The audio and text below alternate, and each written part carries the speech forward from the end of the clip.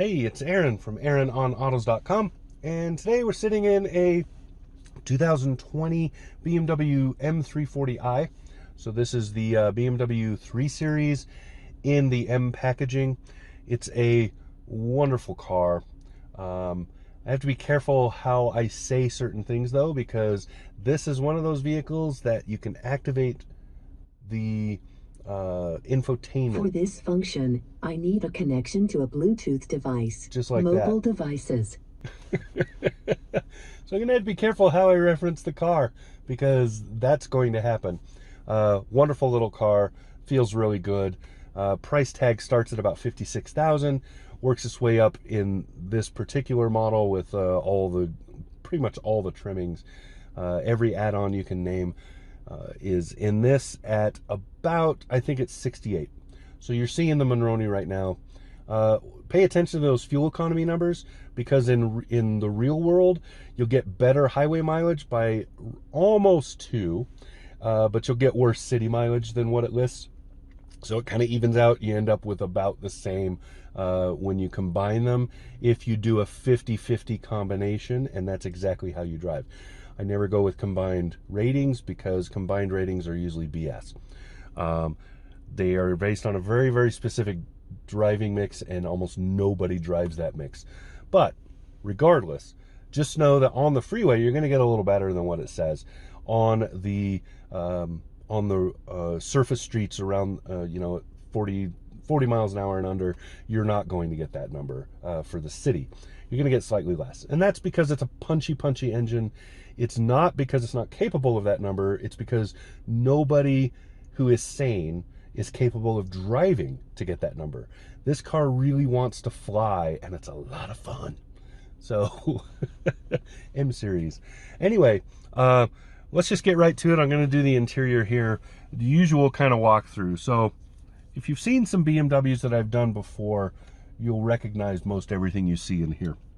All right, starting over here, you can see door locks, door handle, memories for the seat, memories. Anyway, here's the mirror adjustment. You use this to go back and forth to decide which mirror that folds them in. And then all the windows are automatic up and down. So down and up, however you want to put it. And then window locks right here. Now, coming up over here, you can see lighting right here. You push this and that's auto. It's really all you need to know. But if you want to control it yourself, you can turn them off right here, turn them permanently on right there. Here's the side markers, and you can see which side it runs. So if you want to run one side or the other instead of both, you can do that. Useful in low light situations where you're more worried about one side of the car than the other, or you have reflection coming from one side that's interfering with seeing on the other. And then regular markers there. Over here you see the dimmer for the instruments, so you just go up and down. It also does the infotainment screen, FYI. Right here you got nice little kind of a felt lined cubby. Not sure what you put in there, but there you go, useful, I guess. Nice dead pedals. This is a sport model, so it has really good ones. Right there you can see you pull that twice to release the hood, and then when you go out you can just lift it up if you pulled it twice. Right here is the deck release. This has an automatic trunk, but even if it didn't, that would still pop it. It just wouldn't open all the way. Drink holders on an extreme angle, so if your drink is full, don't put it in there unless it has a secure lid. And then kind of, your trash bin is what most people seem to use these for. Then going to the steering wheel. So most Bimmers have about the same setup on their steering. So we'll just go through this here. Here's your cruise control stuff. Reset and cancel up here, set right here. This up and down is changes the speed, and then you can push these to raise and lower the following distance as indicated. This is the mode, so you can go to regular cruise control and turn off the adaptive using this. Right here is lane keeping. It also kind of lane centers, so you get used to it fairly quick. It just nudges, it doesn't force or anything. And then the limiter, which a lot of European companies use now, which works the opposite of cruise control, sort of, by setting a limit to your speed rather than a preferred, this is what I want to cruise at speed. So there you go.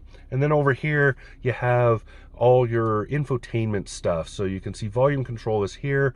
This is tracks right here, up and down to select some things. Menu right here. So you push this and it pops up a menu if you're in something that has a reason for that. Here is voice activation, which you don't actually need in this car because there is another way to voice activate, and I'll show you that when we get to the infotainment. This is for your phone, so you pick up the phone, hang up the phone, whatever. All of the phone stuff happens with that button. Up above it, you can see there's a Nascar paddle shifter.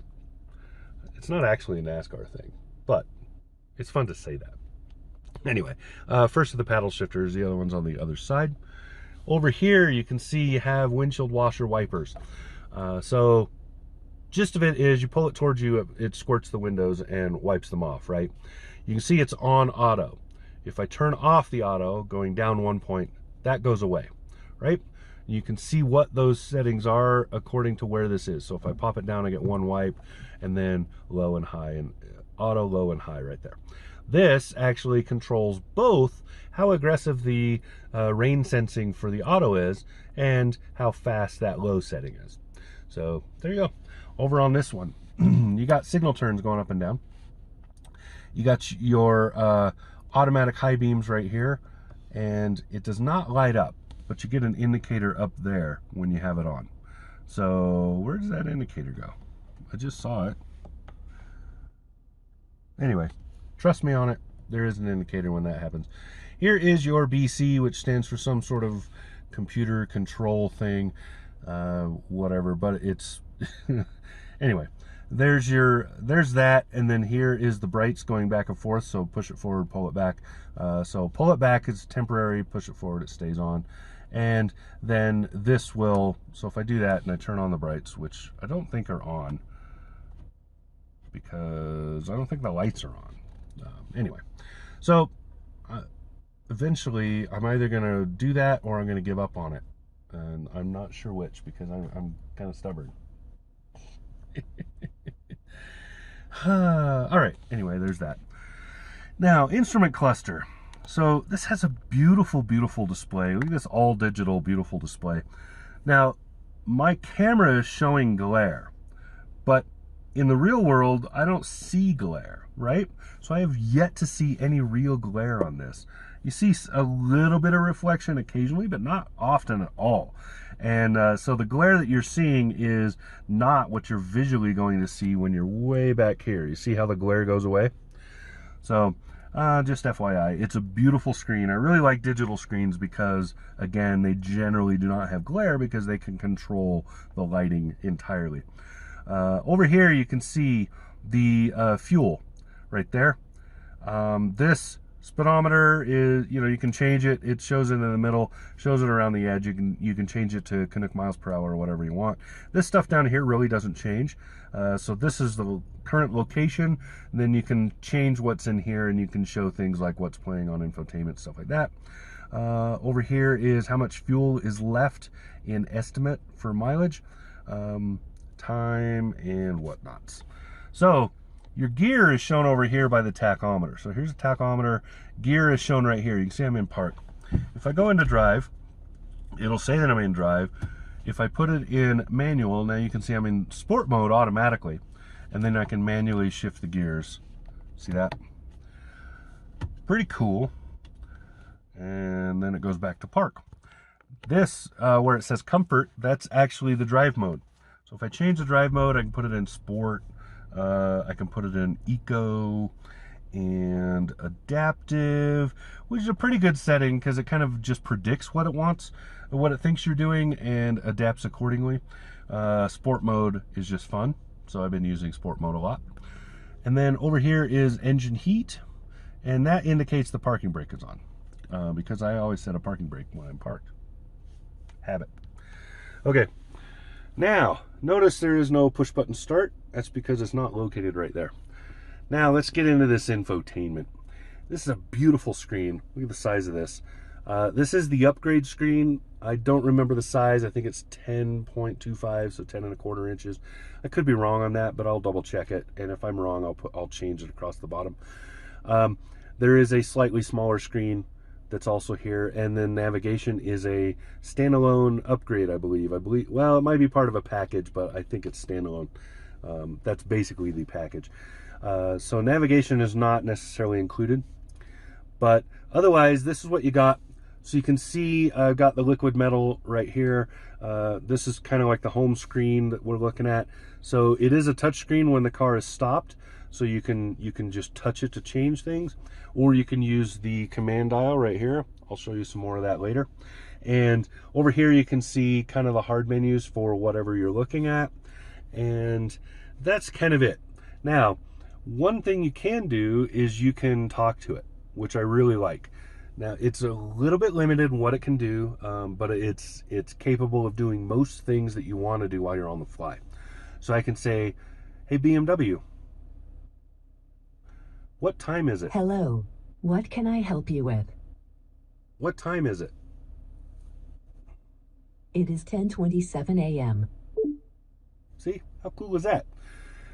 You can do most things. If it has a decent connection, you can usually set your navigation just by talking to it. That's pretty hit and miss though. It's not always working right.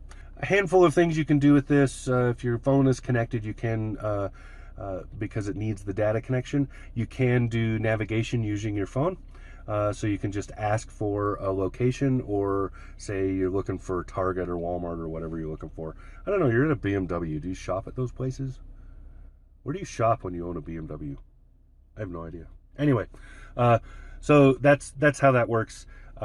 Lots of nice little things. You can change stations on the fly, so you can ask it for a different station. If I wanted to go to, say, Ozzy's Boneyard, channel 38, I could just ask for 38, that sort of stuff. So nicely done, really pretty, really works well. It skips around a little bit if you don't have a really reliable data connection. So if you're kind of out in the hinter, which I sometimes am, not in a car like this, but off-road I would be. Anyway, then it might have a issue with understanding you, let alone actually doing what you want. But most of the time it works great.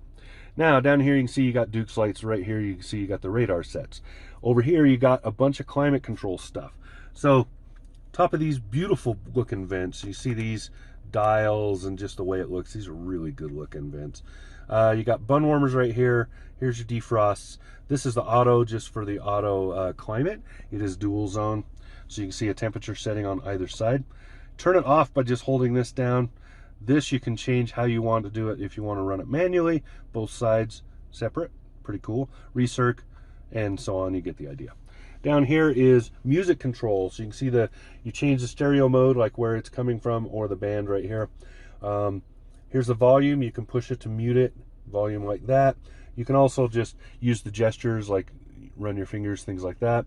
Over here is your presets, and then track and or channel skipping right here. And then you can see this. Let me move my coffee. I love coffee, right? Coffee.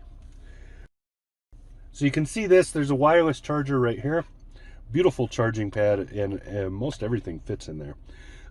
USB right here, drink holders right here, and then this. Look at this fold. This is beautiful, isn't it? I love this. Looks so good. And when you open it, look how it moves up, and it's really neat looking. And then you got a 12 volt right in the middle of those. So now going to the shifter. Standard BMW shifter for the most part, a little bit different shaped, but this is the new shape for BMW shifters. So you basically just push the button to move it where you want it. So if I want to drive, I do that. If I want to park, I push the park button. Done, right? Pretty simple.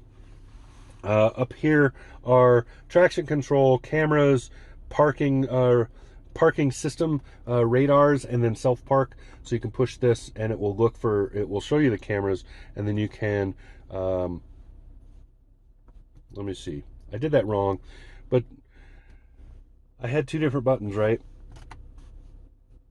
Yeah. So that's the intelligent safety system. See, I did it backwards. So intelligent safety system there, parking radars here. That's what I really should have. Anyway, it doesn't matter. I'm in sport mode, so it will automatically turn off the engine start-stop right here. Here is the engine stop-start button. So this is what you start the engine with, shut it off with. BMW trait, when you shut off everything and get out of the car, it will still run the stereo and climate and stuff. And it stops doing that when you either get far enough away from the car that it doesn't detect the key fob for however many seconds it is. It's fairly long. It's like 4 or 5 seconds. Or you lock the doors. Just an FYI, because it does freak people out. Parking brake, pull it, set it, push it to release. Here's all the driving sport modes, so you can see them all right here. Pretty straightforward. Auto H is hill hold, FYI. And then here's the control for that infotainment.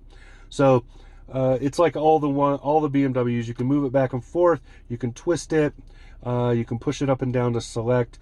You can write on it if you're looking for an address. So if you're stopped and you run the navigation, you can put in letters, numbers, whatever, and do the address there.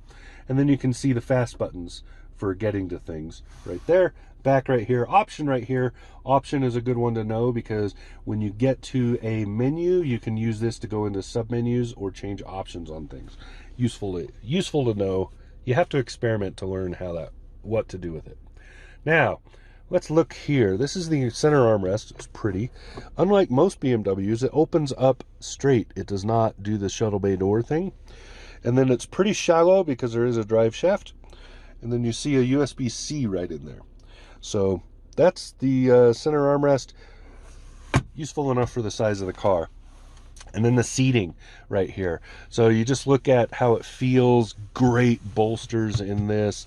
The thigh support's okay. It's not great, but it's pretty good, and it's adjustable, which is, again, a BMW thing. They do that. I don't know if I've ever seen a BMW that doesn't. That includes the Mini brand, so there you go. Just beautifully done seating, though. It looks really good. And then just the flow. So normally BMW has a pretty boring interior. So you'll see the interior will kind of just be plain. And a lot of that is because of the cream, right? So they use this cream color all the time, and it kind of softens the interior to give it a plain feel and look. And what they've done in this car is they added a lot to give it a little more bleh, right? So you got this, you got this, you got this, you got all this contrasting. It just looks really good without losing the luxurious, elegance that you kind of want out of a BMW when you're paying this kind of price, right? So it just looks really good, feels really good too.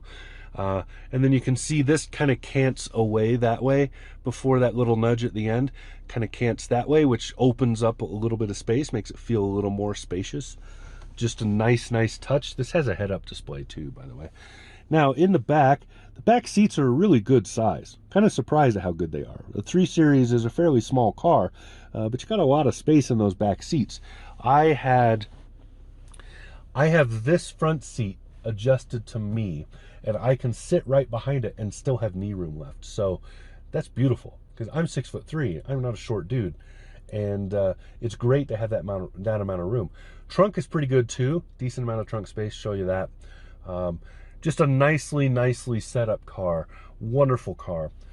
Really like this, and have enjoyed it this week. So there you go. This has been Aaron sitting in a 2020 BMW M340i. Talk to you again soon. Subscribe.